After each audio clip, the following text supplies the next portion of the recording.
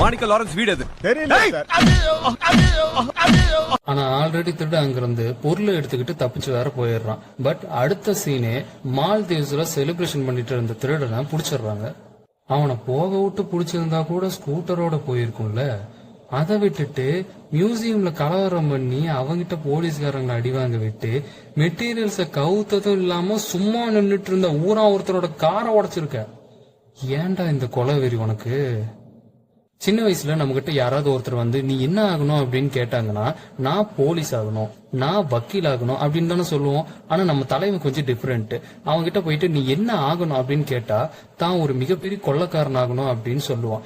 ஏன்னா அவனுக்கு இந்த தங்க முட்டை எடுத்ததுக்கு காரணமே அதனாலதான். தான் ஒரு மிகப்பெரிய கொள்ளைக்காரன் இந்த உலகத்துக்கு ப்ரூவ் பண்ணுங்கிறங்காட்டி தான் இந்த தங்கத்தையும் அவன் திருட வந்திருப்பான். ஆனா என்ன பிரயோஜனம்? அம்மன் ஜெல்லிக்கு பிரயோஜனம் இல்ல, மாட்டிக்கிட்டாச்சு.